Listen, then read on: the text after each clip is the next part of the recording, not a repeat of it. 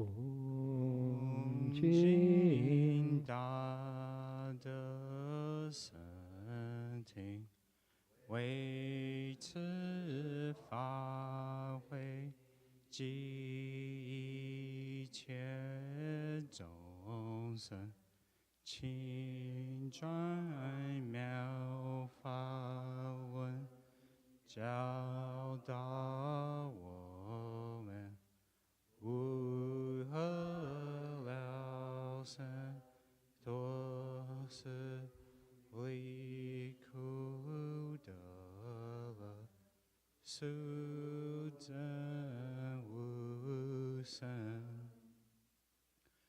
Will the Sangha with great virtue, out of compassion, for the sake of this assembly and all living beings, please turn the wonderful Dharma wheel to teach us how to leave suffering and attain bliss and end birth and death, and quickly realize non-birth.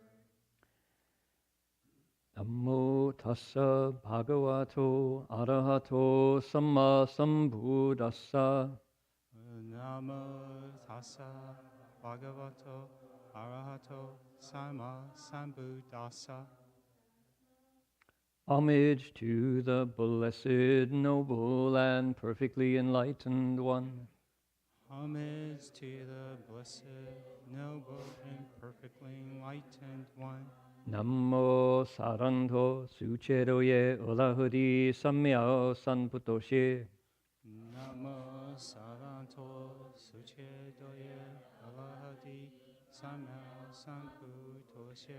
Together, Wu Shang Shen Shen Wei Miao Fa Bai Qian Wan Jie Nan Zhao Yu Wo Jin Jian Wan De Shou Chi Yuan Jie Ru Lai Zhen Shi Yi.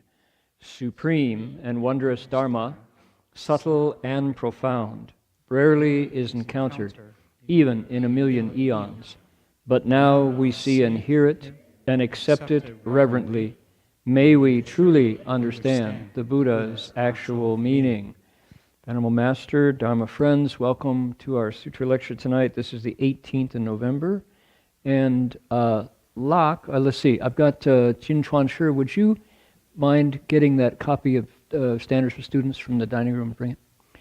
Okay, this is our Avatamsaka Sutra lecture. Welcome, everybody, to the 10 grounds chapter, the 6th stage, the 6th ground. Please grab a seat. You're welcome. And you can actually fill in the front row. There's nobody going to sit in front of you, probably. And find yourself a sutra text. We begin with the invocation, spiritual presence, which you find here on the front cover. We're going to chant the Chinese, which you can follow either by reading the characters, if you can, or by looking at the Romanized ABC version.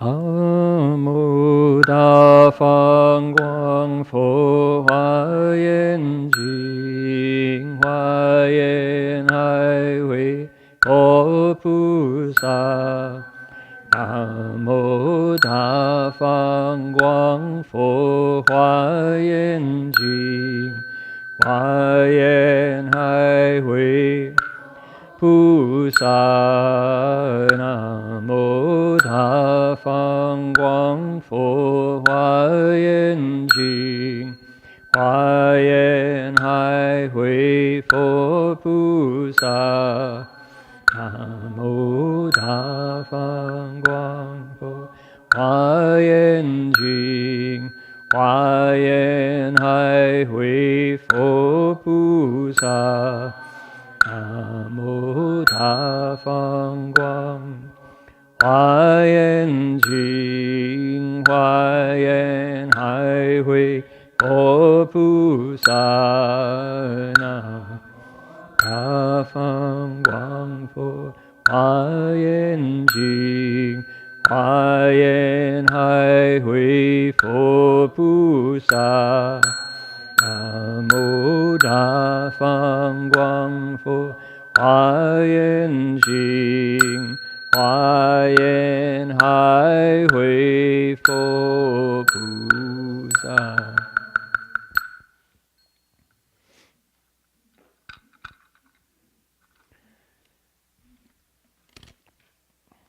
Thanks.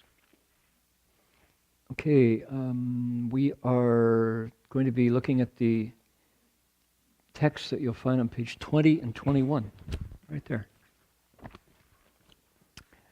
So welcome also people who are joining us online. We've got a growing virtual presence, virtual lecture hall here. And Tam just told me that last year when I was in Australia, he was tuning into the lecture in Vietnam.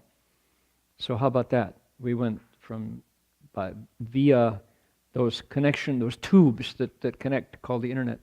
We were linking down under and up over in Southeast Asia. So that's a good thing, indeed. Our YouTube channel is called Dharma Realm Live, and it's the place where we webcast and then archive both our Friday night and Saturday night lectures. Furthermore, when I'm not lecturing on the Avatamsaka, we have Jin Fosher lecturing on the Sutra of Limitless Light, and the Wuliang Shou Jing, Sutra of Limitless Lifespan. Yeah. So that's happening, and wanted to mention to start tonight, let's do something a little different. We'll announce some of our events. We've got a 3-day Amitabha Buddha recitation session coming up next Friday, Saturday, Sunday, the days after Thanksgiving. That'll be here at the Berkeley Monastery. And when is the 8 precepts down? Friday. Yeah, at Gold Sage. Tomorrow morning. Yeah. So there's an event tomorrow morning down in San Jose at Gold Sage Monastery. Folks who would like to receive the 8-fold precepts and hold them for, is it a one-day event? It's the beginning of the Yang Hong Bao Chan. Oh, the Yang Hong Bao Chan, okay. Yeah, so it's the Emperor Liang's repentance ceremony, which is a week long down in Gold Sage, down in San Jose, in the eastern hills above San Jose. People don't know that San Jose has hills, but it does indeed.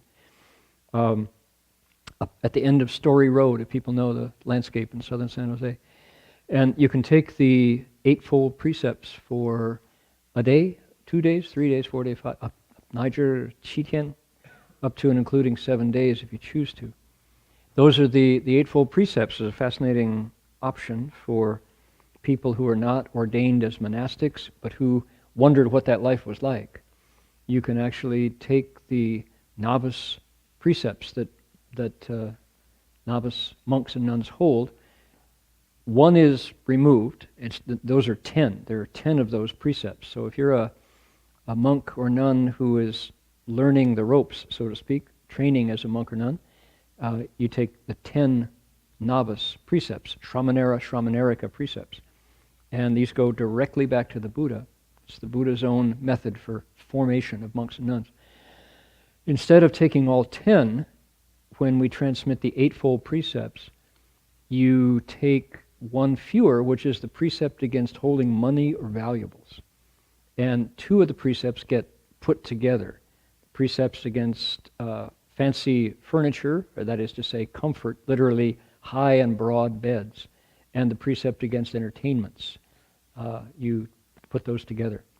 So those are the 8 that are transmitted, and they're very powerful to just spend 24 hours living with the restraints, the voluntary restraints that are part of the Buddha's precept formula. It changes the quality of your day and night profoundly, so you can really feel the difference. So you can understand why monks and nuns who endeavor to take them for a lifetime find their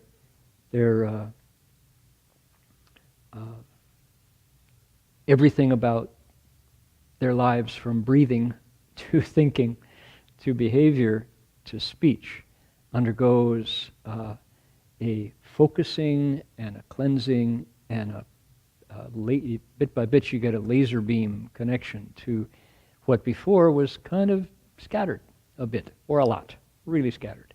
It's the difference between an incandescent light bulb and the quality of light you get off remember when you used to screw in the old bulb and turn the switch and that 25 watt, 40 watt, 60 watt, 100 watt light came out.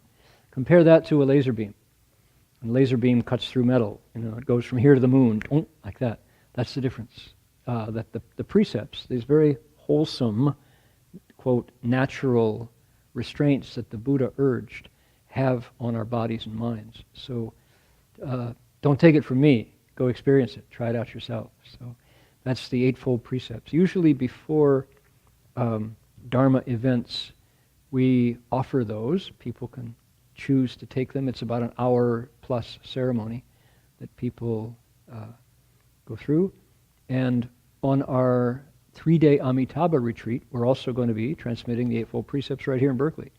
So people can choose to take them for, usually it's a day and a night, you say. 1 day and 1 night, we transmit them. But you can volunteer, choose to take them for longer, to hold them for 1 day or 2 days or 3 days. The problem with holding them longer than a day is going home at night, going back to your own space where you have the cat and you have shopping and you have phone calls and you have, friends checking in to see how it went, what was it like, and it's very easy to kind of have that scattering effect of the familiar spaces when you're trying to grab those 24 hours and make them a space that you control, such as a monastery. But nonetheless, to go and try it out is just great. So let people know that opportunity is coming up for the retreat tomorrow at Gold Sage, kicking off the week of the Emperor Liang's repentance ceremony, which is another story for another time, and our 3-day Amitabha retreat, which will begin Friday ahead, today being Saturday.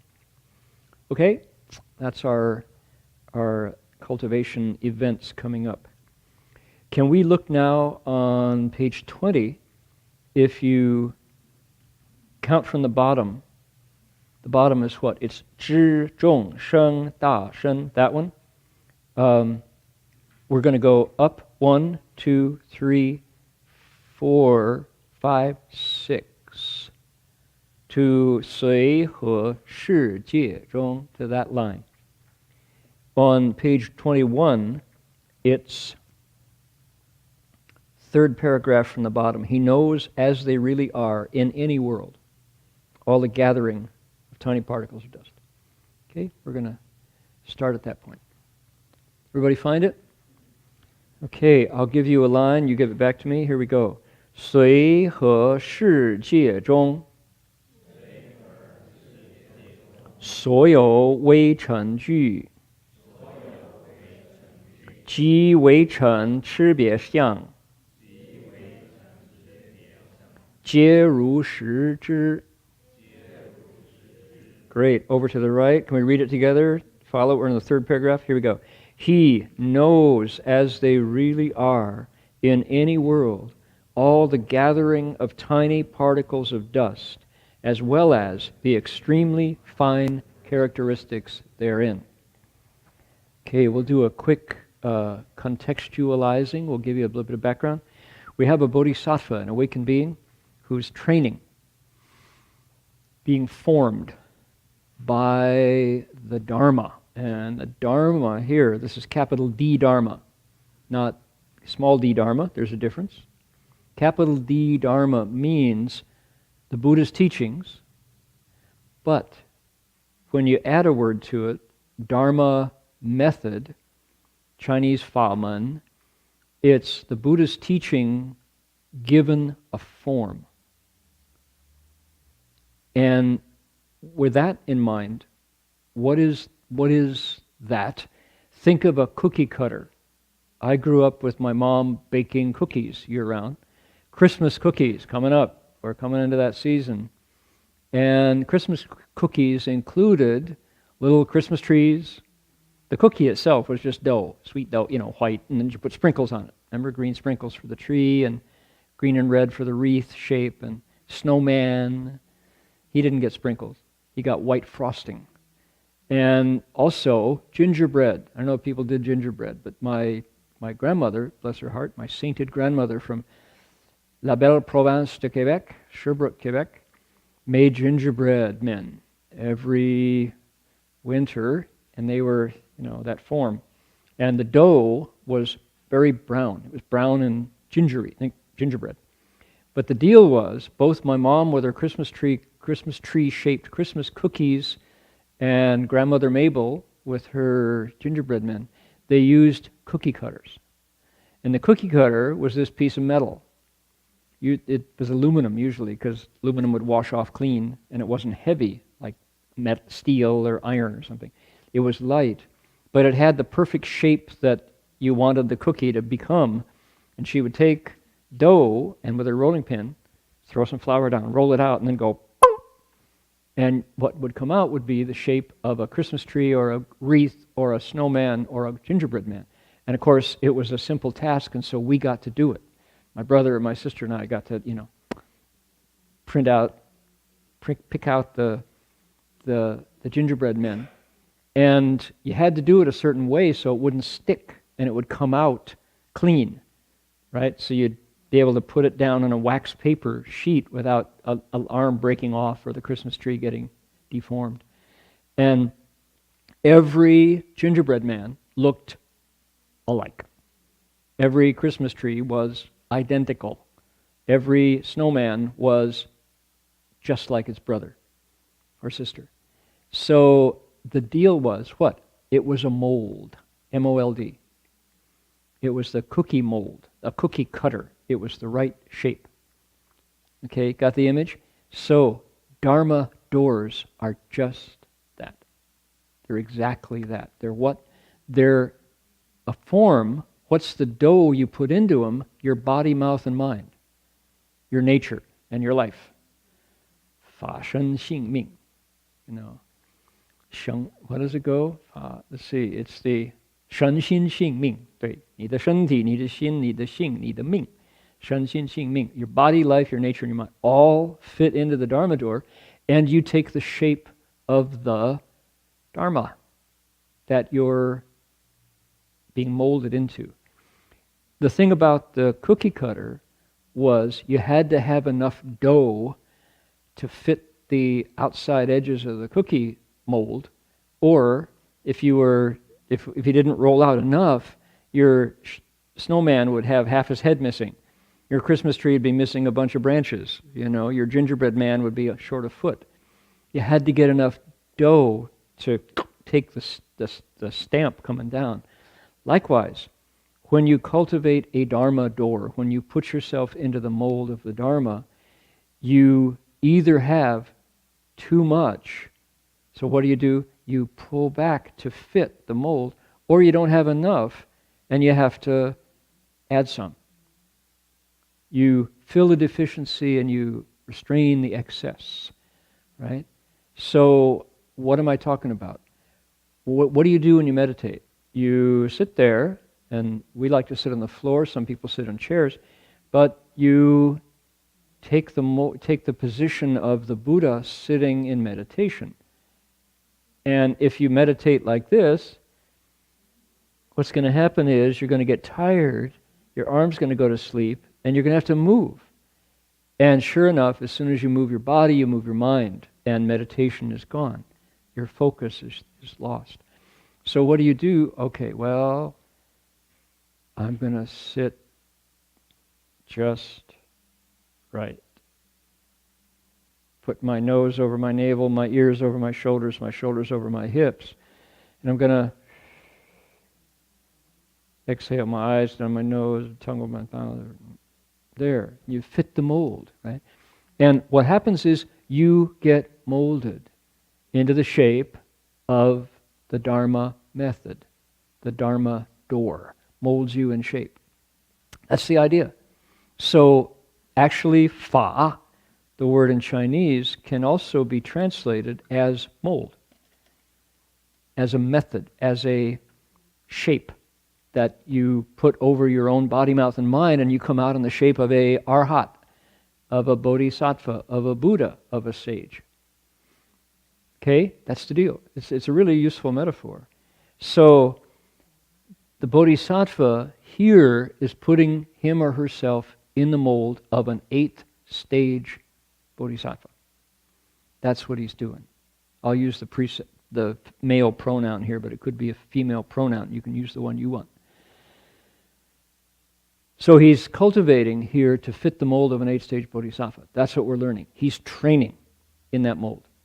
Okay? How does that mold include? He now has gone through a big change, a crossroads. He met a crisis and surmounted the difficulty, came out the other side, transformed, because consciousness turned to wisdom. He went from effortful practice to effortless practice, which the sutra gave us a bunch of pictures for how different number 2 is from number 1. Effortless practice is extremely efficient. And oh boy, can you get stuff done as never before. Okay. What has happened now is the bodhisattva has wisdom that functions in a way that the sutra has to come up with all these analogies to share with us how different it really is. Now we're in a point where it's listing what he can do that he couldn't do before. Take a look. This bodhisattva knows as they really are in any world all the gathering of tiny particles of dust as well as the extremely fine characteristics therein. The Chinese says, 随和世界中, no matter what world it is, all of the accumulation of weichen. Now, what's a weichen? It means really tiny particles. Now, that's not literal. He's not looking at dust. Although, if anybody follows the novels of Pullman, Professor Pullman, who wrote his Dark Materials, right? the subtle knife and the golden compass. The golden compass made a movie, but Philip Pullman, he's writing about dust. Anybody familiar with Pullman's novels? Anybody? Okay. So it's like, it's not that dust. Although it's interesting because I think inadvertently he stumbled on something. They talk about Hongchen, the red dust in Buddhism, meaning the diversions of the senses and desire. He relates desire in dust and desire are pretty much synonymous, but I don't think Pullman knows the Buddhist use of it. Anyway, that's another story. So instead of being literal accumulations of dust, what's he talking about? He's talking about, I think, particles of matter, the building blocks of the material world. I think it's physics. I think the Buddha here is talking precisely about the same reality that physicists investigate. Phenomena, it could be called. Okay? As well as, so here we go. Soyo wei chen ju. What are the wei chen otherwise, right? Ji wei chen shi bie sheng. As well as all the extremely subtle distinctions between those elementary particles. Okay, now that's my language. Here in the sutra, it's just dusts. Wei chen means tiny particles. But, I mean, come on. He's been talking about the formation of worlds. Our bodhisattva, in his meditation, can see how stuff comes together. On the large, on the macro, which is a world, and on the micro, literally tiny particles. What else? Jie Ru Shizhi, he knows them just the way they are, the way they really are. He is able to analyze the building blocks of nature and completely identify them. How many elements in the periodic table now? They're still going, right? They're still adding them. There's Californium, and there's Berkeleyanium, and there's, what else? I've been in the classroom where Californium was discovered. It's a 15-minute walk from where we're sitting. There's about a half a dozen of the elements of the periodic table that were invented right up the hill. They were just not invented. They were named, identified by our own Cal faculty. And Nobel Prizes apace, right? It's not Stevens Hall. It's Worcester Hall, is it? Where the physics department is. And you go up and there are plaques by the door.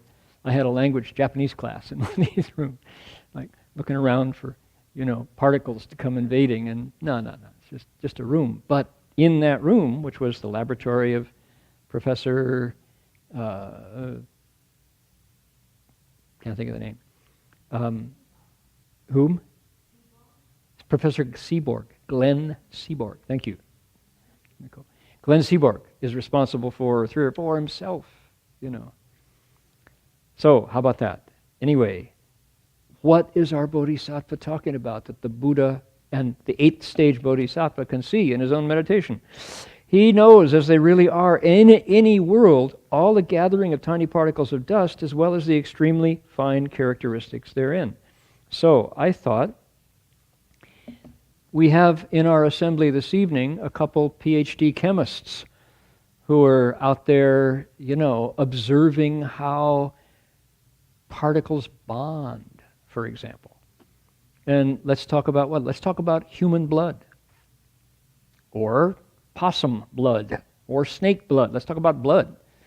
Blood is important. It's beating around inside your body and my body, I hope. Boom, boom, boom, necessary, right? That blood carries the oxygen around, and it carries away the waste particles, and it keeps the heart keeps pumping it.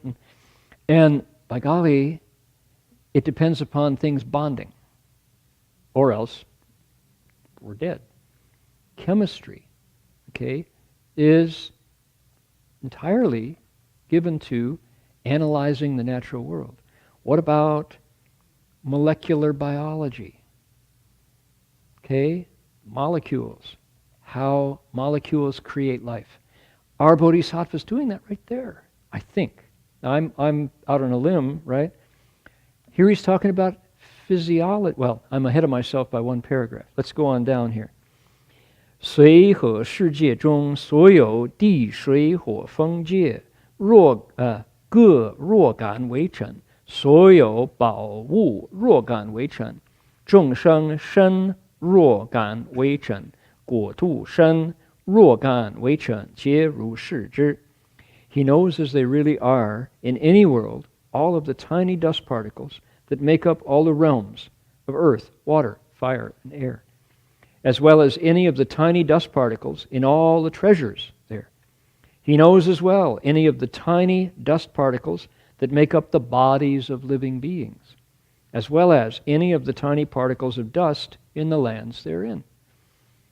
Okay, so this is what physiology at an elemental level. Okay, we have some distinguished scientists among us who have been part of, who've been heading university science departments, Tam, agricultural science, right? What was the name of the department? Standardization in Vietnam. Editor of the magazine of that department. And so, this bodhisattva doesn't have to apply for any grants from the government, right? He never has to upgrade his equipment. He's using the laboratory of his own body and mind to observe at a profoundly subtle level phenomena that are going on right now. I'm about to, this is a cup of tea that was made a few minutes ago, and it's still really warm. And the warmth is pervading the porcelain that makes up the cup. And when I take a sip, it's warm. So those particles are vibrating at a certain frequency, momentum that heats them, and my tongue interacts with them, and I've now absorbed that liquid, warm liquid, into my body. And there is a level where this is simply an exchange of energy. And then it becomes matter, and then it's energy again, and you go, oh, well, that's, scientists see that stuff. Well, the Buddha's going, yeah, I followed all that, and I'm seeing it from another level of profundity. How about that? We just heard the furnace go off because the temperature hit the thermostat and said, it's hot enough now, turned it off. Energy exchange, it's happening on the audible level. It's my sound-making apparatus vibrates and your sound-hearing apparatus vibrates, and something passed in between. And we mentioned last week all of the stuff passing through the air, such as, I want to check my email, and I got a microwave. I got an email from, Why? Because the apparatus here picked up the microwave carrying my email, not your email. Stay out of my email. That's my email. It passed through all the different couplings and passwords and approvals and actions and arrived, bing, you've got mail. Extremely fine particles coming together to make all these things that we call, quote, reality. And wow, at a certain level, it's just all swirling energy. All right? So the bodhisattva, because why? He or she is still. They're so quiet now that all of this movement, which is the transfer of energy in the form of heat, in the form of light, in the form of radio waves, in the form of elemental exchange between liquid and solid, etc., all these things are movement. And his stillness is able to detect that movement and see it, quote, 如是知, know it as it really is. How interesting. And yet you could say, how come we don't? It's not happening, right? Yes, it's happening. I'm trying to illustrate how it's entirely happening right this second. Nothing is missing in the exchange of energy here in Berkeley tonight, this instant. And yet our perceptions are so crude, are so elementally base that we don't see it, we don't get it. And yet we can, if we were to make our bodies and minds as still and as pure as this bodhisattva has done. So interesting. So if we want to see it, we got to have the apparatus. We got to have the microscopes and the grants and the laboratories and the graduate students to make it all happen. Okay. Any comments? There are scientists in the room who might, be able to say, how come we didn't know the Buddha was doing science experiments before tonight? And the answer is, how's your classical Chinese? Did you pick up the Avatamsaka Sutra and look? Or you could say, Heng Sure is out on a limb. This is not what it's talking about at all. But to me, I have something I can bring to this description of the Bodhisattva's reality, which is a rude grounding in science, to the point where I know the names of the disciplines. That's about as close as I get. I haven't set foot in the door of science, but I know that I have a sense of the questions that those scientists are asking. And it sure looks like the sutra's describing the Bodhisattva as someone engaging in those levels of questions, right? What is stuff made of? I can see it as it is. Furthermore, notice how the sutra says it goes from the particles themselves to worlds. And further, he's not limited. There's not a few that he can handle and some that he doesn't. Right? It says, 和世界中, no matter what world it is, 随和世界中. In any world, these secrets reveal themselves to the Buddha, to the Bodhisattva, because why? It's just movement. His mind is now free of governors. We talked about that. That doesn't mean he's voting out Jerry Brown and voting in somebody else. Not that kind of political governor. Governor as in stop, right? As in fail-safe, as in turn-off switch governor, that kind of governor. This bodhisattva is completely able to function, stay grounded in a world where there are no stops, there are no limits, cutoff switches to the input he can process, like we have, profoundly in action. We don't hear what dogs hear. We don't smell what cats smell. We're not able to digest certain foods. Past a certain temperature, our bodies have to stay within 98.6, where we can't handle it, right? We freeze or we burn. We're very limited. The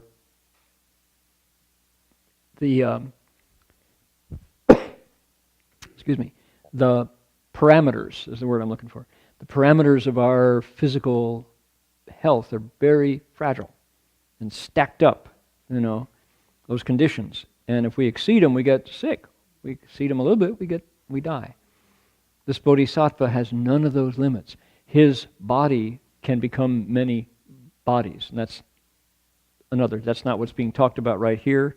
But if you can take apart and reform your physical form, rebuild your physical form as you choose, that's someone who is now very much in charge of autonomic processes that we pretty much just obey. When I'm tired, I need to sleep.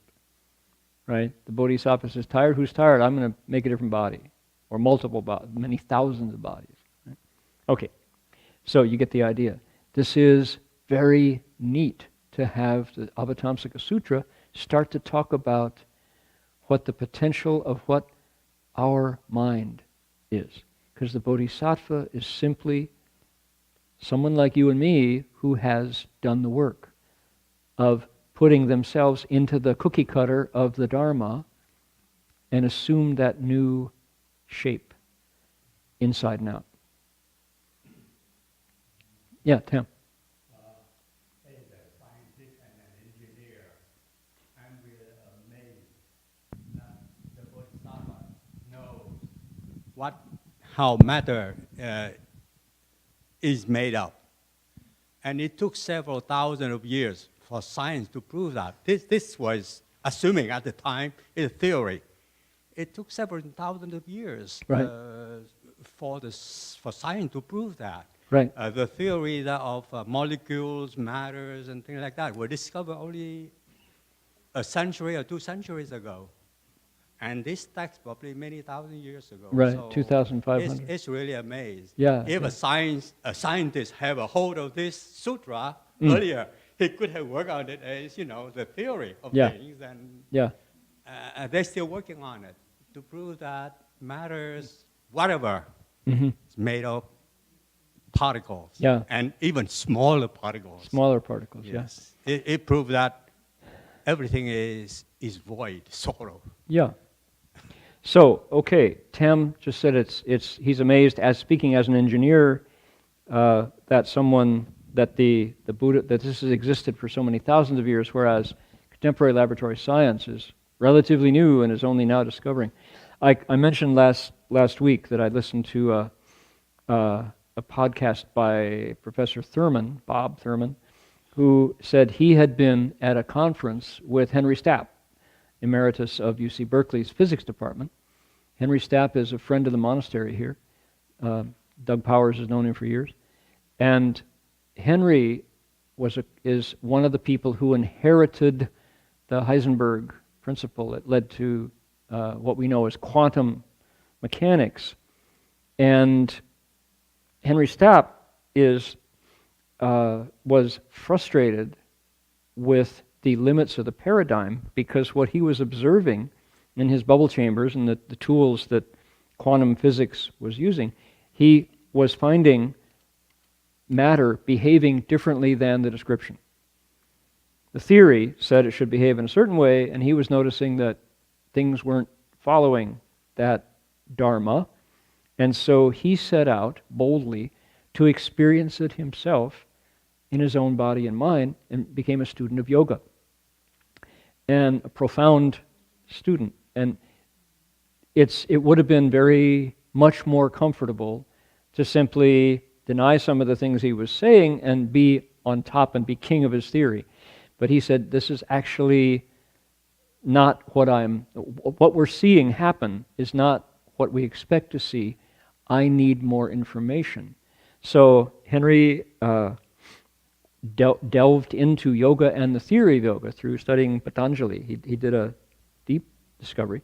And now he is saying things that have made the world hot for his quantum colleagues, because he's saying, there's absolutely no physical element in the world that doesn't return to emptiness. It all goes back to emptiness. I haven't found anything that doesn't. And which is much closer to a mystical, i.e. Buddhist or Hindu, experiential description of reality, something that the Buddhists go, yawn, yeah, so you're a little behind the time, 2,500 years late, but, well, fine, you're catching there. And yet, from the point of view of quantum physics, that's light years ahead of its time. And so he's had lots of flack, and yet Henry Stapp has the credentials to be able to say what he's saying. He's not a flake, and he hasn't drunk the Kool-Aid. He's telling people what he himself has experienced. But that's exciting, to have a hardcore laboratory physicist be able to say, that's my experience too, and the idea that it's empty actually helps describe what we're seeing in the data from our own experiments. So anyway, this is a very exciting conversation. Now, all right, let's continue. Notice that it said, he sees the particles that make up the bodies of the beings in the worlds. He can see any world, he can see anything made up in the world, made of particles, tiny dust particles, and he can see what makes up the bodies of the beings there. Oh boy, we're getting kind of close, too close for comfort here. So, interesting, huh? Now, the question would be, what really is a Ji Wei Chen? Is an extremely tiny particle. And for that, we've got to just bow to the sutra. You happen to know, Jintuan, what the Sanskrit is for the tiny particle of dust? Because he uses the word ruogan, meaning anyone. Soyo bao wu. Oh, treasures. We didn't mention the treasures. What kind of treasures? Well, things that people are greedy for. Gold, silver, lapis lazuli, crystal, mother of pearl, rubies, carnelian, right? BMWs, Lamborghinis. The precious things in the world. Hermes handbags, right? So, bao wu. Those are visible to him too. He can see what makes them up. Fundamentally, a diamond is not the basic building block. There are particles that make up the diamond. So let's dig through what we call diamond, find the falseness of the name compared to the object itself, and we just exploded a diamond. Where's the value? Because we're looking deeper, deeper, deeper into what makes up the diamond. Earth, air, fire, and water, all the basic building blocks, he says, made up of dust particles. In other words, I'm going to take a stab and say that dust particles could be called molecules. Something like that. Elements, the tiniest of things that have an identity, discrete identity. Oxygen is oxygen, right? Calcium is calcium. Carbon is carbon. He's saying, deeper than that, there's only energy exchanging. He knows them as they really are. Okay, you got a Anuraja. Doesn't help, yeah. I don't know what to do with that. Okay. Okay. So, 如, here we go. 知众生大身小身各若干为成成. He knows how any of the tiny dust particles come into being that make up the large and small bodies of living beings. Okay, start with a being's body, analyze it into particles, and then decide, and then look where the particles came from. There you go. So we're going deeper yet. So you got a bunch of molecules. Where do the molecules come from? Oof. Relentless. This is truly the scientific attitude, which is, what's it made of? Right? I love science because if it's honest, it's simply questions. Ooh, how does it do that? Where does that come from? Right? Marty tells, Professor Verhoeven tells sad stories about asking his diocesan, I guess it was Catholic brother's priest, who was his teachers in high school, who made me? And the catechism answer was, God made me. You may not ask the next question. Who made God? You ask that question, you in big trouble. And Marty asked that question, and Father Aloysius, whoever it was, said, son, you can't ask that question. Marty, but I need to know. I need to know. Son, I'm warning you again. That question will lead you into trouble. Father Aloysius, who made God? Son, I'm stopping the car. Get out. You will walk home. Never mind that they were miles outside of Appleton, Wisconsin in a snowstorm. The priest kicked him out of the car, made him walk home after a basketball game. And when he got home, he was frozen and never believed a word that priest told him again, because he'd seen that there was a limit to his mind, and Marty refused to have his mind limited by someone's authority. I need to know, he said.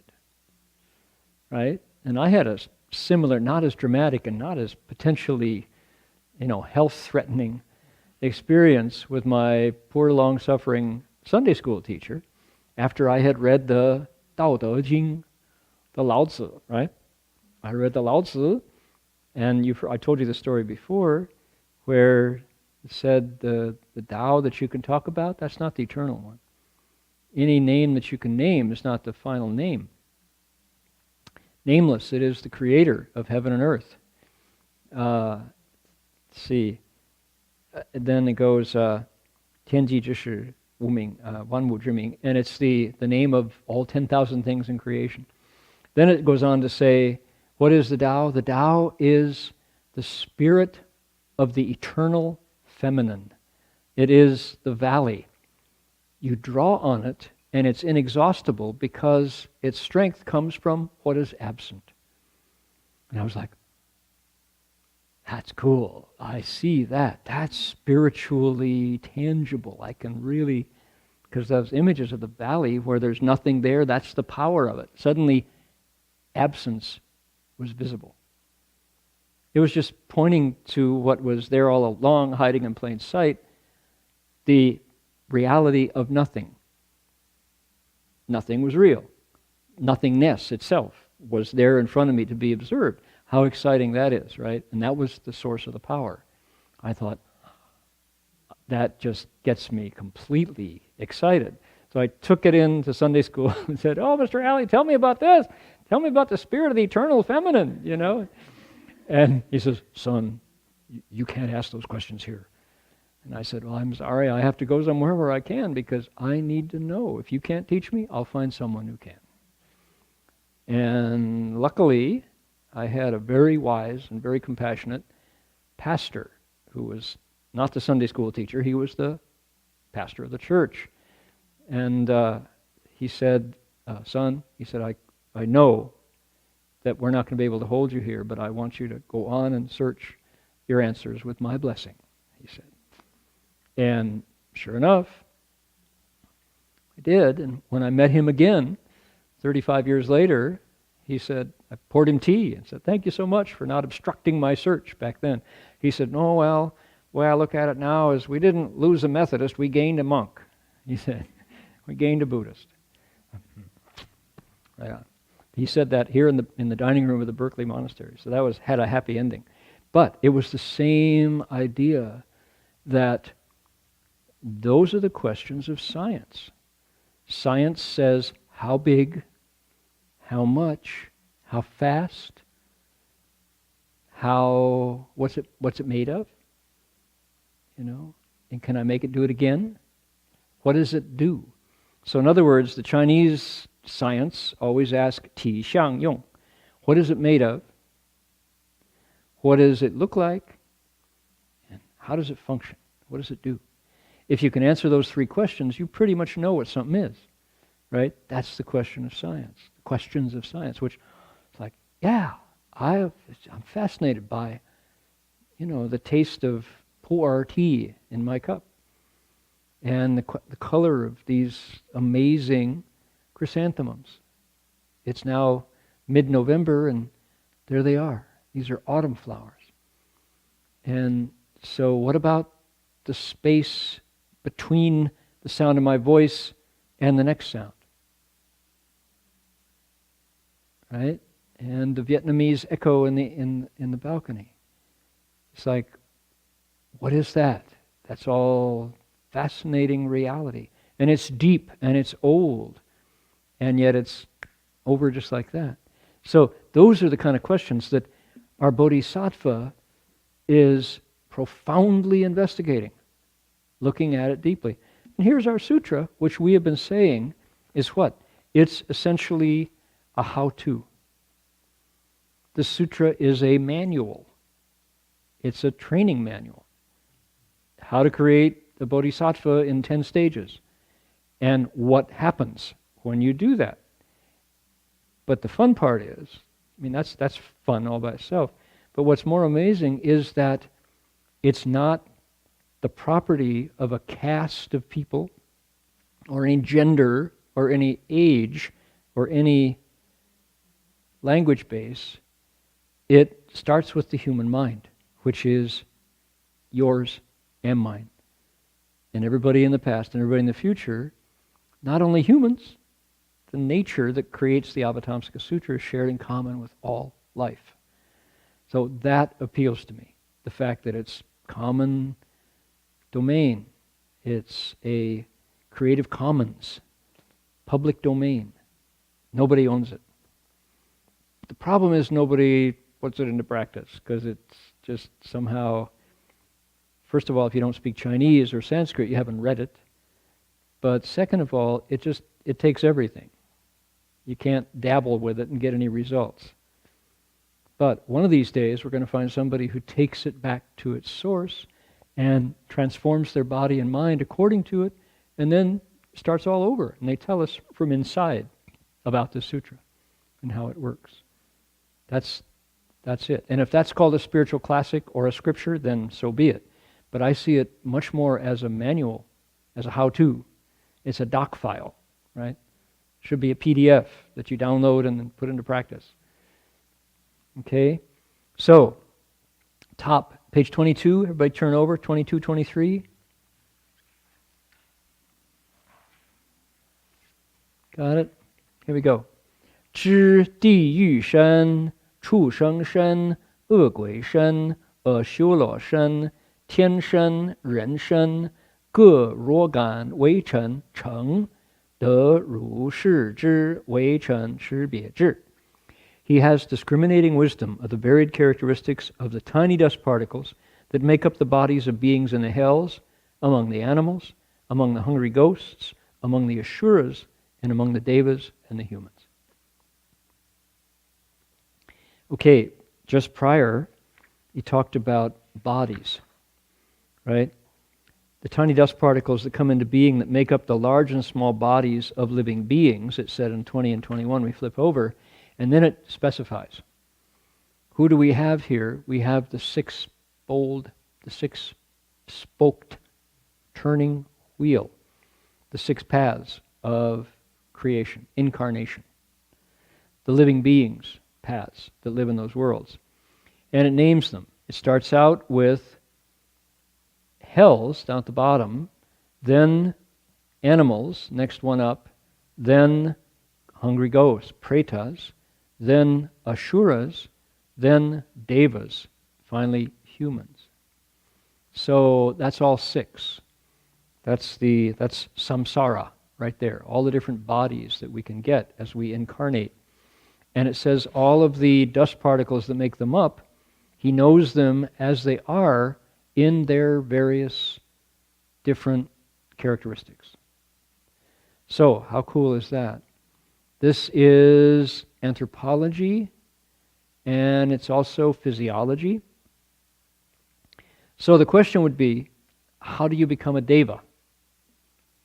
How do you get the body and the inner stuff, the blessings of a heavenly being, a heaven being, a deva, a celestial being? Then, how do you get the body of a hell being? And the Buddha's description of the hells is profound, terrifying.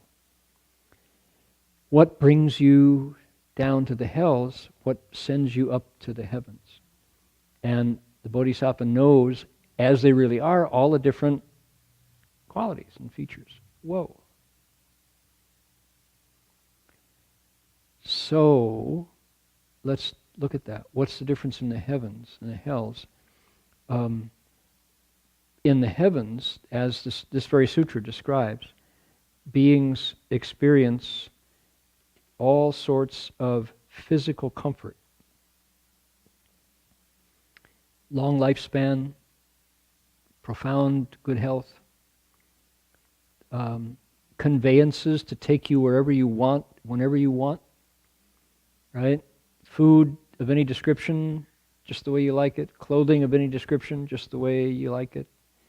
And when it talks about the devas in the realm of Brahma, the Brahma realm, the form realm, you're always in dhyana samadhi.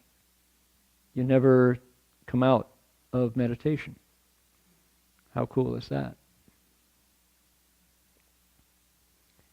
So, being born in the heavens, being born in the hells, and in between is not just the body you get. It's the what? It's the karma and the blessings that are the invisible part of being born an Ashura or a Preta or a human or a Deva or a hell being or an animal. Okay, what's the difference between a snake's body and, let's say, an eagle's body, a wedge-tailed eagle? In Australia, those two critters don't get along. If you look at the flag of Mexico, right? In Mexico, there's a serpent and an eagle fighting each other. So what's the difference? They're real different. One eats the other. They are sworn enemies. Birds eat snakes. Kookaburras eat pythons if they're small enough. You know, and I've seen it happen. And the kookaburra has a big long beak, and he can hold the snake away, and the snake's going trying to get at him, trying to fix his fangs in this mass of feathers that's a kookaburra. And Kook takes the bird, takes the snake, and goes bam, bam, bam, and beats it against the nearest tree branch, smashing its brains out, literally, beating its brains out. And then when it gets it all tenderized, it kind of, with his beak. It's tough when you only have a beak. And he throws it up in the air, and he gets it just right, and gobbles it down, and holds it here. And suddenly, the kookaburra is fatter here, holding it while he digests it. And it's really elemental to watch the eternal struggle between snakes and birds. And for the kookaburra, it's called lunch. It'll feed him for 2 or 3 days till it's all gone. But he regurgitates it back up and feeds his kids, and it's like, but this is, quote, natural. Very different bodies. And when you see a snake, most of us jump. That's something I learned that surprised me, was that I had a monkey, that is to say, a simian, is that the word? A very hardwired atavistic response to the presence of a large snake. It operated beyond thought. I came around the corner of my deck, and there was the carpet python. Not a really big one, but a pretty big one, maybe 4 or 5 feet long, bigger than the table, out about to here.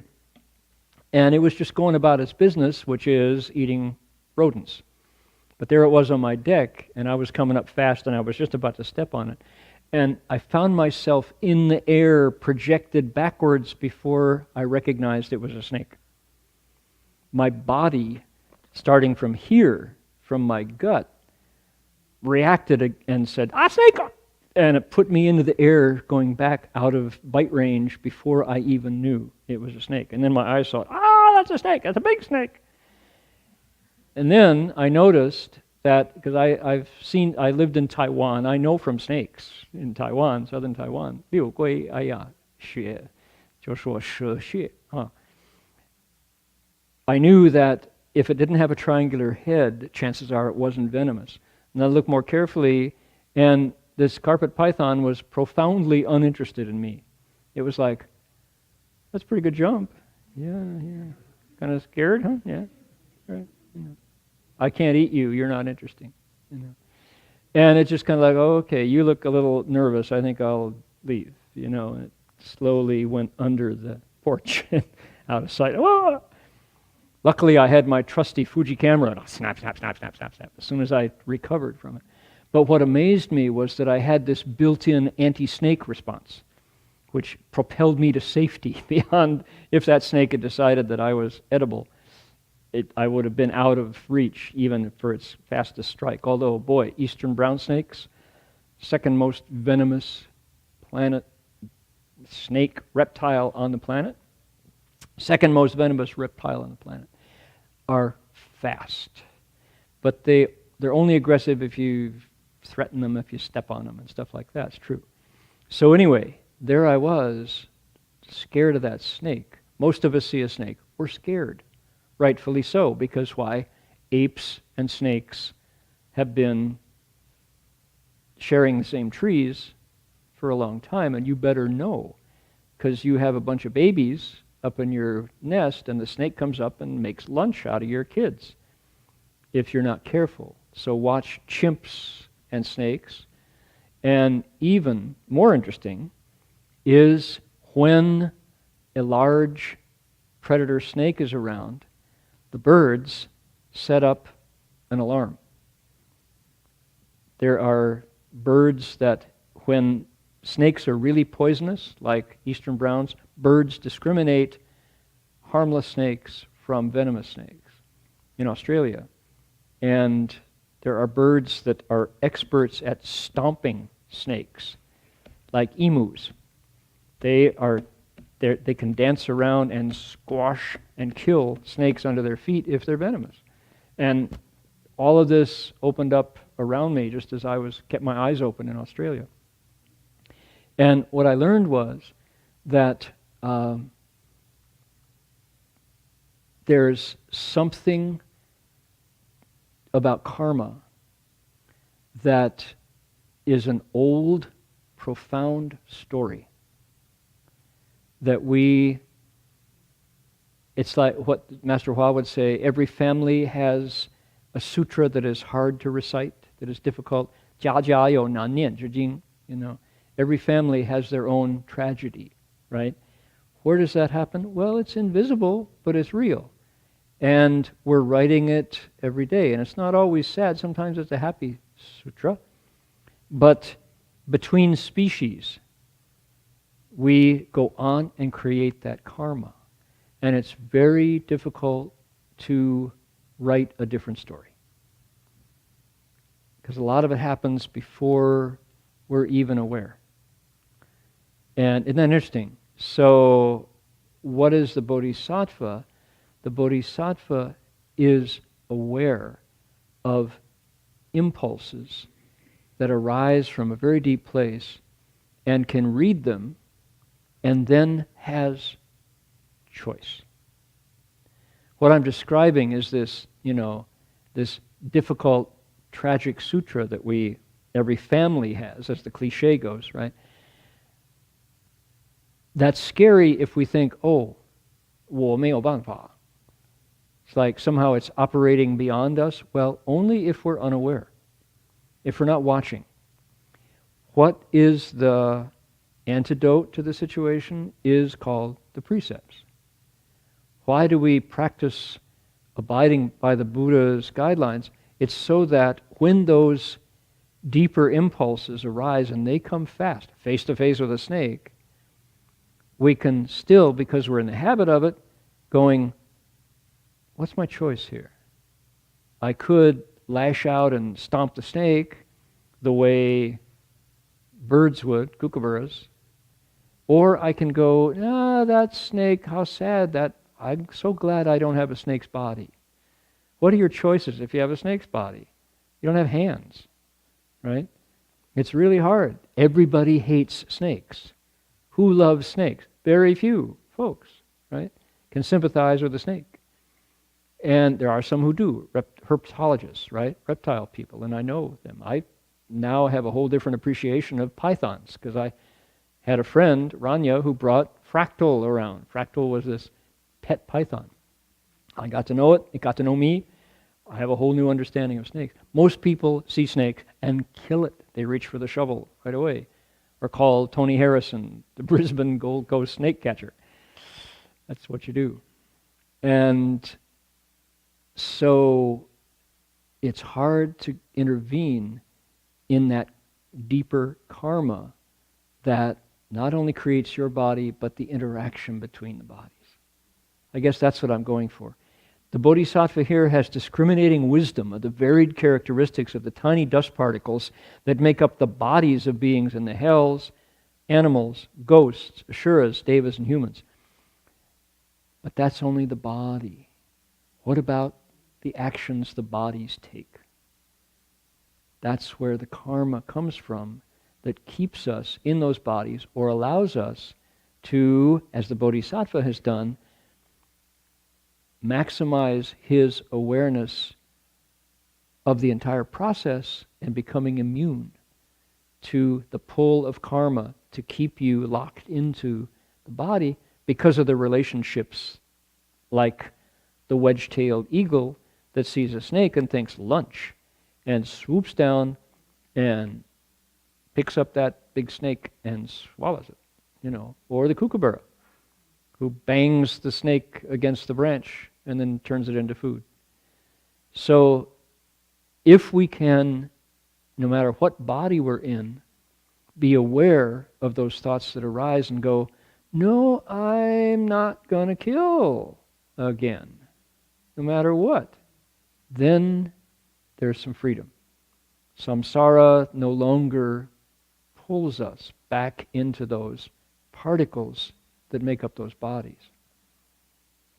Here's one of my favorite stories about that. I'll borrow one of Marty's stories. Professor Verhoeven, you all know Marty, who lectures here on Friday nights.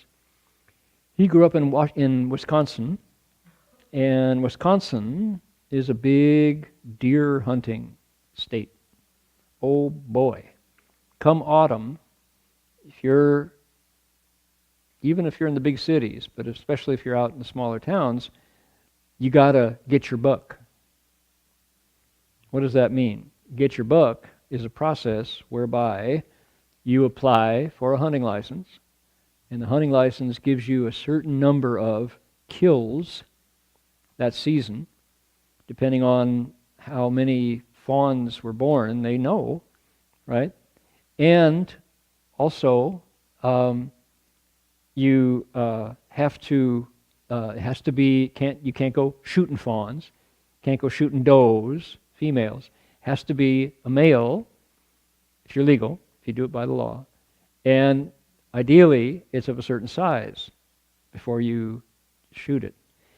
Now, if only it were that well regulated, because why? Every year, there are humans that are bagged by hunters who don't know what they're actually pointing at before they pull the trigger. Hunting accidents all the time, including our distinguished Vice President Dick Cheney, who shot a hunting partner in it's an accident. Hallelujah. So anyway, Marty was out. And there's a whole rite of passage that has to do with getting your book. And what is it? Boys have to be initiated into the joys of killing with high-powered rifles. So Marty was taken out by his uncle. I don't know, at different ages. I don't know what the legal age is for kids to go out, but I don't know if when this was happening, it was on the farm, and you don't have to pay attention to all them laws. So anyway, they provided Marty with a shotgun and took him out to get his book. And Marty didn't want to go, but he had to because he was being pressured by the other men in the family, but not his dad, interestingly enough, being pressured to go out and prove himself a man. All right? So they went out trudging through in the October, mostly October is when deer season happens. And all over Wisconsin you hear pow, pow, pow, pow, pow, in the mountains. And you know that these are guys out there with their repeating shotguns, getting their buck. Some go out with bows. Bows and arrows. So all day long, didn't find any deer to shoot at. Didn't see a single deer. So the uncle was like getting frustrated because if he doesn't help his nephew get his buck, then it's on him. He's the guy who didn't have the balls to do it, right? So the uncle says, all right, well, I happen to know. He said, let's not go home empty-handed. Come into this barn. So he took Marty into the barn, and what lived in the barn? A flock of pigeons. And he said, there you go, boy. Shoot them pigeons. We'll take them home and make a pie out of them. Go ahead. Kill them pigeons. Marty saw these birds, heard them going, whoo, whoo, whoo, whoo, right? And he took the shotgun, pointed up in the air, and went boom, boom, boom, boom, boom, fired all his shells into the air. And the uncle was just livid. What did you do that for? You just wasted all them shot. What are you doing? I told you to kill them birds. Marty said, I'm not killing anything today. And he took the shotgun and handed it to the uncle. And the uncle was speechless and took him back home and didn't say a word all the way back and kind of like because this is unusual behavior. He didn't know, was this kid something wrong with him maybe, you know? And he didn't know how to explain that Marty refused to kill anything. Unheard of, you know. So even as a teenager, Marty was able to know when those thoughts were rising and said, no, not going to kill. That's meaningless and also cruel. Now, was he holding the precept? No, he hadn't heard of the precepts. But he knew right from wrong in his nature and had enough courage to say no to the uncle. There's the crux of it, right? When you're faced with the opportunity to, you know, show your manhood, to say, no, I'm not going to kill. There are other systems more important than that system. And I belong to all those systems at once. I'm not less of a man because I don't want to shed blood. I know what's right and what's wrong. I don't have to kill any living creature to prove my existence. So, boom, boom, boom, boom, boom, here, take the gun, you know. So yeah, I don't know if I could have done that. Luckily, I wasn't asked to hunt. But, so yeah. Anyway, I'll never forgot that story all this time. So what about the karma that goes into these bodies that the Bodhisattva is seeing come into being? And more important than an individual's karma is the karma that happens, the behavior that happens between the bodies.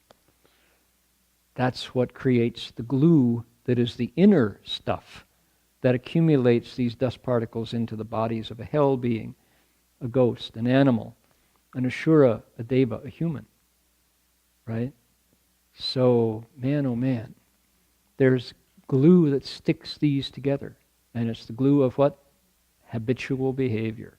What we do, and Master Hua would say, we do it over and over and over and over. And we groove ourselves into these forms. The particles fundamentally are neutral.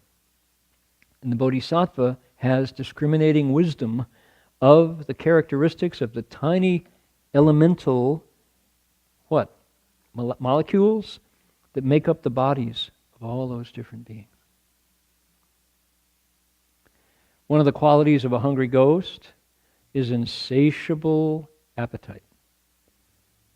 They describe hungry ghosts as beings with tiny throats but huge bellies. Throats as big as a needle, bellies as big as a drum.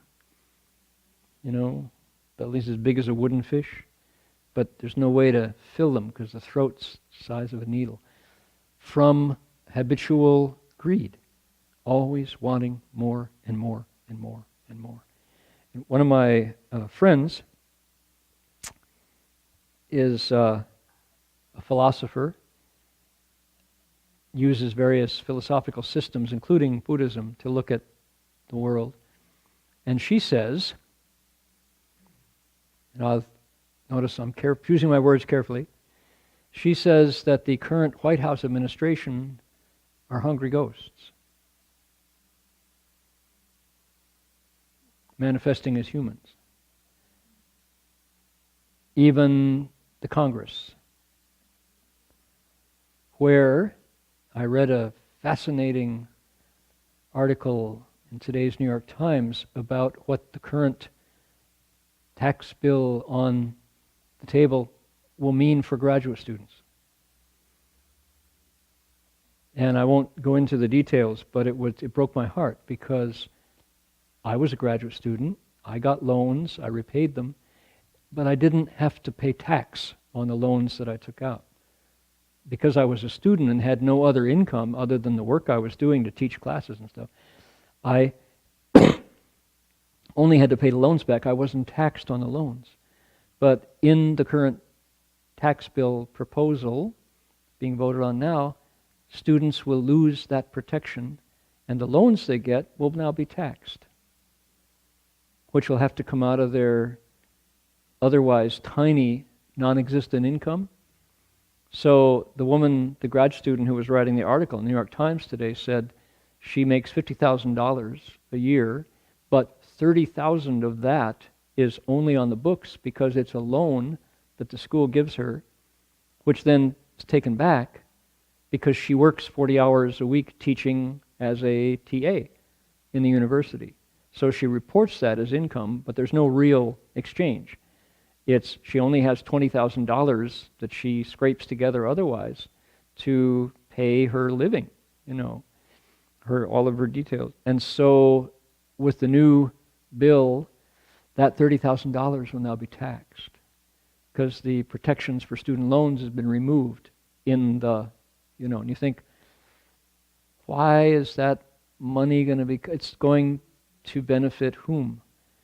Well, I'll stop there. I won't go deeper into it. But if you think about a hungry ghost who has so much appetite, so much greed, that it's insatiable because there's no way to satisfy it. And when you take some of the wealthiest people in the world has ever known and funnel money to them for their benefit, which is what all the analysts say, it's like, that's not right. That would be behavior typical of the greedy beings. And what all the ethical systems that I read say is that greed is a sin. Right? It's the mind used wrong. How did the Buddha describe it? He said it's a poison. It's a poison. What does poison do? Poison destroys. Poison hurts you. And to honor greed, to overlook greed and say, greed is good because why? We can. We take as much as we can because we have the power to do so. It's law. That's not right. That's not fair. It's not just. It hurts some and benefits others. And that can't be right. When it's the law of the land and it comes from bodies that serve at the will of the many, you think, So I don't want to be accused of talking politics, but when politics become human suffering and the Buddha Dharma is about the alleviation of suffering, it's important to look clearly at what's going on. Locke? We have 50 people online, and we have 2 questions. Okay, good. So the first question is, what does the following phrase mean? Seek wealth, prestige, and fame from within and not from outside. Say again, what is the quote? Okay, seek wealth. What's that first word? Seek? Yeah. Seek wealth, prestige, and fame from within and not from the outside. Okay, well, I would ask the person who wrote it, what does it mean to you? It's pretty obvious. To me, take it at its own word. Are you wealthy inside? What does that mean to that person? Can they type? This is from a chat room. So. Probably going to be a 1 or 2 minute delay. 1 or 2 minute delay. Okay, what's the second question? The second question is from an engineer who said that the tiny particle in Sanskrit means anu, A-N-U. So, but this person has another question, is that are there any Buddhist sutras which go into more details of the behavior of the particles, quantum mechanics, etc.? As an engineer, I find this very fascinating. Right. Number one, I'm not qualified to say, because I haven't read all the Buddhist sutras, but the Avatamsaka Sutra, the very one we're looking at, is said to be the one the Buddha described first, the one the Buddha spoke first. And so it is his description of reality from his newly awakened eyes, his newly awakened vision. They call it milk straight from the cow before it's been pasteurized, homogenized, or made into ghee, refined, etc. So this sutra has always been given the title, the Sutra of the Universe, the Sutra of the Dharma Realm, which explains the biggest and the smallest. The question is, are there others? Well, I would ask the questioner to stick with the one we got, because we have dipped out a teaspoon of an ocean. And you don't need another one until you know what's in this one first. I haven't read, there are some treatises, there are some commentaries written by Westerners familiar with our scientific language, who try to apply it to what they understand about the Avatamsaka. Here's the problem with that research is, unless you read Chinese or Korean or Japanese or Sanskrit, you haven't read the Avatamsaka. Because why? It hasn't been translated beyond those languages. So, to say this describes quantum mechanics, that's me saying that. And I'm way out on a limb to make that claim, and I want to own that. But I'm saying, gee whiz, let's get into safe language. Here is a sutra that's describing the Buddha's experience of physical reality at a different level. That we can say about it. Who else does that in our world? Our hard laboratory scientists, right? So are they looking at the same thing? That's what I get from this. What's interesting is the time difference, that this was first spoken millennia ago, and the Buddha was not using apparatus, and yet he was talking about somebody who's seeing this system at a profound level. That's neat. So I would invite the questioner to pick this up. I'm giving you, one frame out of a movie, which goes thousands and thousands of frames.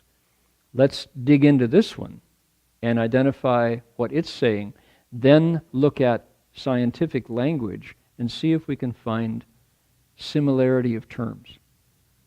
What is the same is the questioning and the analysis. That's the same. So I don't know if that's satisfying or if that's a dodge, but did our first questioner come back?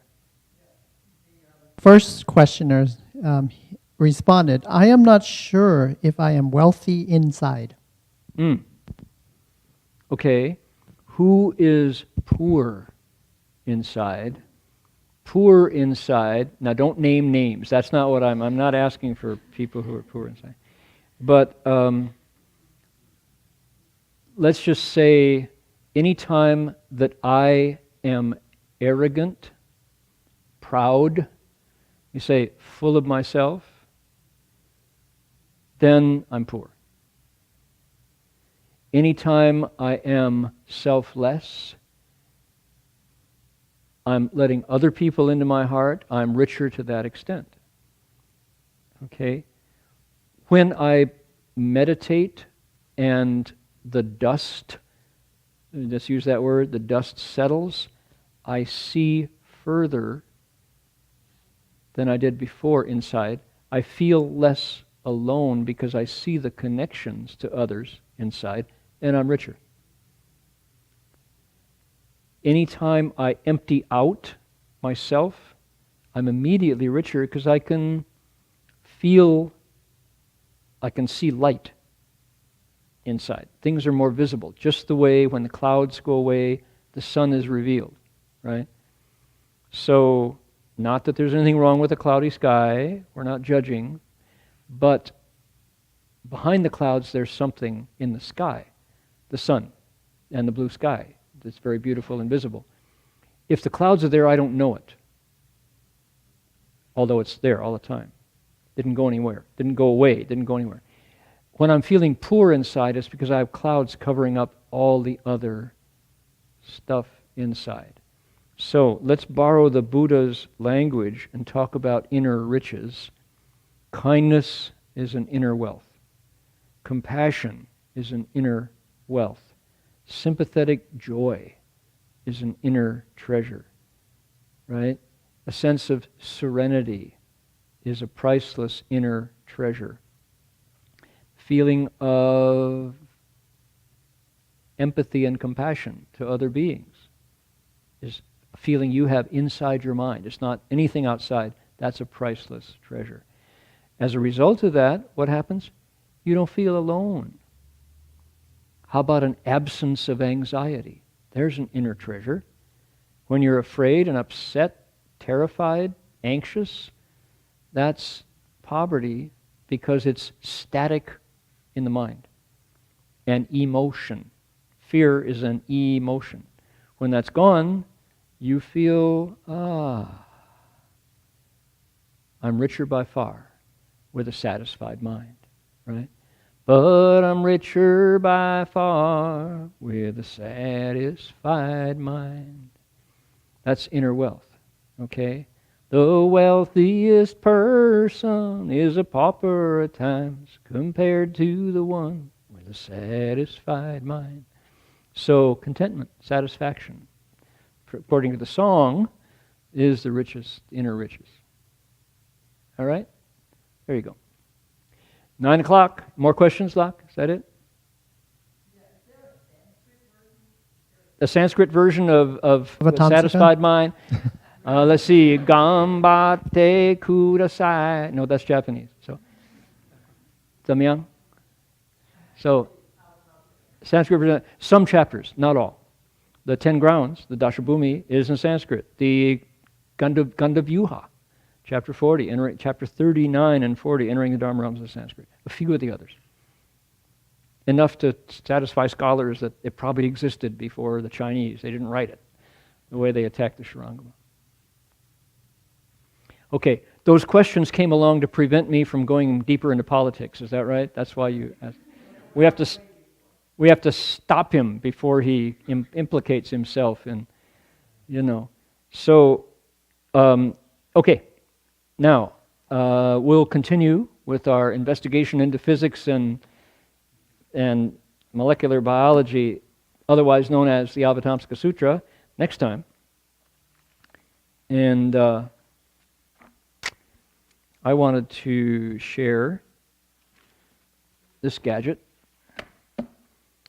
It's called Standards for Students, but we're investigating changing the title. It's, in Chinese, it's called Di Zi Gui.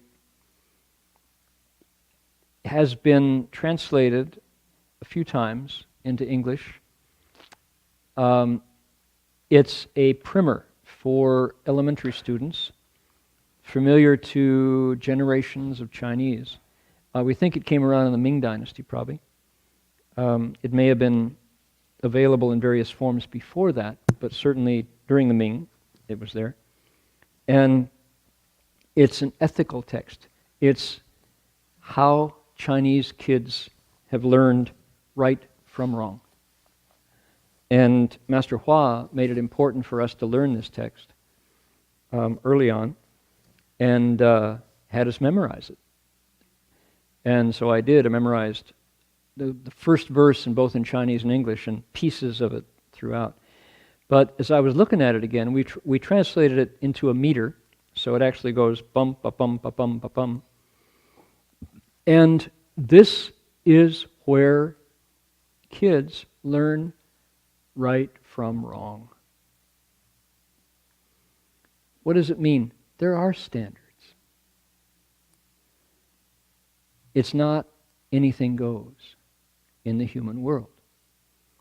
In what we just looked at, the 6 paths of rebirth, the 6 possible bodies you can come back in, that's anything goes.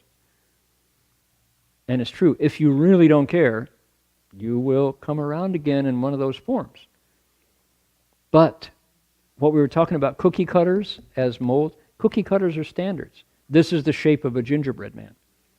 This is the shape of a snowman. Here's the shape of a Christmas tree. This is the shape of a hell being. Just behave like a hell being, take that shape, and you'll come back as a hell being. You'll get those bodies, right? Because you created the karma that pulls those tiny particles of dust into that form. Here's the shape of a deva. You want to be reborn with chakra up in the heavens, listening to him speak the Dharma and obtaining the Qi Sheng Cai, the 7 wealths of a sage. Here's how. Do this, and you'll get that body, right? Standards. The thing is, the way Master Hua explained it, he said, what we're doing as we are coming together as Buddhists, we are 学佛做人, 人道经佛道场. We are learning about the Buddha but we are behaving as humans. 学佛做人. We learn from the Buddha, but we actually act as human beings. Do you know how to be a human? Fully, you can be a Buddha. A Buddha is simply a fully realized human being. There is no other Buddha beyond humans who realize their potential for humanity. Perfected humanity is Buddhahood. 学佛做人. So, you want to know about Buddha? Come and learn to be a human, said Master Hua. Where do we do that? Here's where the Chinese have done it for years and years and years and years and years and years. There's standards and templates and molds and cookie cutters and Dharma methods. Same thing. Okay, what's neat about this text is it's very human. It's very friendly. It's not preachy, although it can be presented that way. This can be presented as just the most militaristic obedience text that scares kids from Confucius for centuries. I hate that text. Get that away from me. Or it can be presented as an uncle or an auntie saying, hey, this is how you do it. You want to be a good person? Here's the way to do it. Things go better. When mother and father are calling, answer them right away. When they give you directions, obey without hesitation. Right? Jin Chuan will tell a story about that he, after meditating, he realized that was the way to make his parents happy. And that was important to him. His parents' happiness was important. He just changed a little bit of behavior and, is this my son? Oh, what got into you? Well, I've been meditating. Oh, why don't you go do more of that? That was good. When your parents need to instruct you, respectfully do as you're told. Whenever your parents must scold you, acknowledge your errors and faults. Like when your parents say, you shouldn't have done that, if you go, you're right. Take your temperature. Do you want to lie down? How could you not snap back at me, when I'd corrected you? In the winter, make sure they are warm. In the summer, make sure they are cool. Each morning, cheerfully greet them. At night, see their rest is secure. How wonderful to have the kid, 知恩报恩, want to repay his parents' kindness, her parents' kindness. What a revolutionary notion for a kid who actually knows something, instead of being a kid who's just like, nothing but a headache. What an idea, right? We just accept that teenagers must be obnoxious, and here it says, no, there is a way to be a kid that is like perfectly righteous. Here's how. There's a standard. It's a template, okay? Before going out, tell your parents. Let them know when you come in. Settle peacefully in your home and finish what you begin. No matter how small the affair, always ask for your elders' advice. If you don't ask your elders' advice, you've not been a dutiful child. There's no rhyme there, but at least it keeps the meter, right? When good things, though small, come your way, give your family their rightful share first. If you hoard up the best for yourself, kinfolk's feelings are sure to be hurt. Think about that. And then Jin Chuan tells his favorite story about how Rong yielded the pears, right? The little kid was given the biggest pear, and he said, no, I'll take the smallest pear. How can you not be greedy for the biggest pear? Well, I'm the smallest kid. I should have the smallest pear. Everybody's going, oh, this kid's going to be a prime minister when he grows up. We'll make him the Zaixiang, and he did. Whatever your parents enjoy, do all you can to provide. Whatever your parents dislike, you should earnestly cast aside. Only if you care about your parents' feelings. And what kid in his right mind does, right? Those old fossils.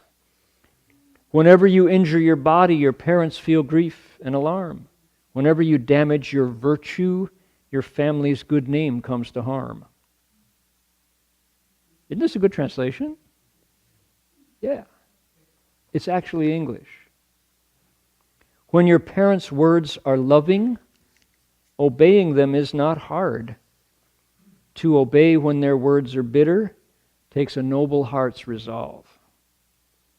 And if you look at the 24 Paragons of filial respect, 24 Xiao, which is this collection of great filial kids, it's always about nasty parents, and how the kid rises above the bitterness that their parents are dishing out to do what he should or she should anyway. Oh boy, how hard that is. When your parents do something wrong, exhort them to change for the better. On your face, a kind expression. In your voice, a gentle tone.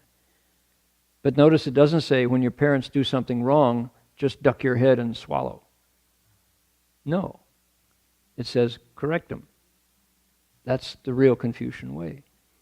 Sometimes child is father to the man, as they say, right?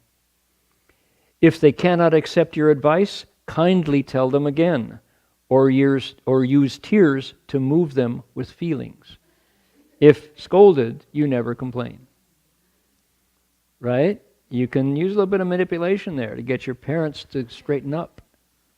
So sometimes the kids know right from wrong and the parents don't. Right on. Okay. When parents are ill, call the doctor. Be sure the prescription is right. Wait on them day after day at their bedside, by day and by night. So don't assume the doctors, and there's a lot of medical malpractice mistakes. The kids got to be in there. So, for 3 years after their passing, remember them always in sorrow. Don't go to parties and movies. Don't eat luxurious foods. That's a very interesting concept of respect after the grave. Right? You keep the relationship going even after their bodies are in the grave for years. How about that? See to all funeral arrangements. Honor your family ties. Serve your departed ancestors as you honor your kin while alive. Very Confucian, right? Who in the West does that? Not very often. Okay, so that was the Deeds of Gui Sheng Ren Shin. That's the parents' relationship. Now we get into the horizontal relationships between the siblings. Oh boy. So, standards for students. We need to change the title, but here is something about, it's not all relative. There are actually rules and standards for dealing with my life as a human being that will bring me back as a human, or ideally, back as a sage. How about that? Standards for students. So we're working on that. Here's Master Yongjia's vision. Phil?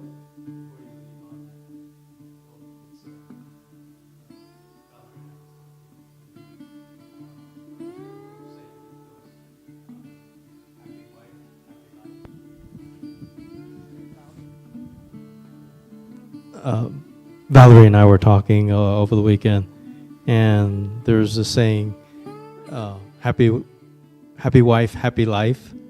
And so we don't have that one around the monastery that much, but yeah, you can certainly talk about it. Yeah, it's one of those relationships type of things. But I suppose it's the same kind of relationship, but as long as they take good advice, it's okay. Yeah. Yeah. Indeed. Okay, can we do our transference?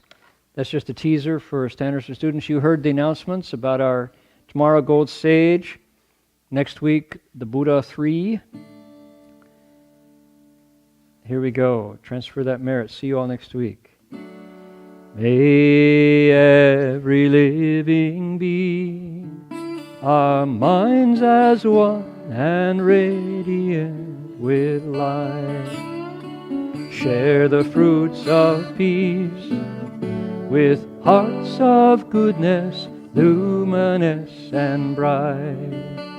If people hear and see how hands and hearts can find in giving unity, may our minds awake to great compassion, wisdom, and to joy.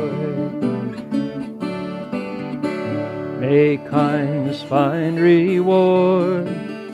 May all who sorrow leave their grief and pain. May this boundless light dispel the darkness of their endless night. Because our hearts are one, this world of pain turns into paradise. May all become compassionate and wise. May all become compassionate and wise. May all become compassionate and wise.